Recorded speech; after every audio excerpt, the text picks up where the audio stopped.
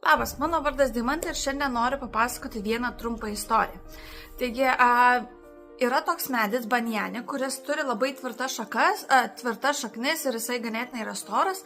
Ir kai gimsta drambliukas, jį pririša prie to medžio, kad jisai tiesiog nepabėgtų.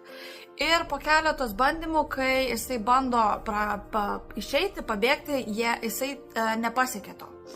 Ir pasekoje to, jo siela būna perlaužta ir jisai tiesiog nebebando. Ir jeigu tą drambliuką tiesiog pririštų prie mažo kauliuko, nesvarbu kokio, jisai vis tiek nebebandytų bėgti. Taigi klausimas tau, ar tu irgi darai tą patį ir nebandai daryti iš naujo? Jeigu atsakymas taip, tiesiog bandyk ir pamatysi, kad tau pasiseks. Labas, mano vardas Deimantė ir šiandien noriu papasakoti vieną trumpą istoriją.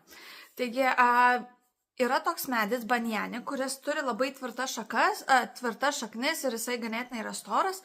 Ir kai gimsta drambliukas, jį pririša prie to medžio, kad jisai tiesiog nepabėgtų.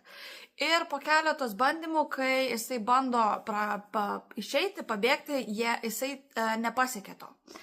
Ir pasekoje to, jo siela būna perlaužta ir jisai tiesiog nebebando. Ir jeigu tą drambliuką tiesiog pririštų prie mažo kauliuko, nesvarbu kokio, jisai vis tiek nebebandytų bėgti. Taigi klausimas tau, ar tu irgi darai tą patį ir nebandai daryti iš naujo? Jeigu atsakymas taip, tiesiog bandyk ir pamatysi, kad tau pasiseks.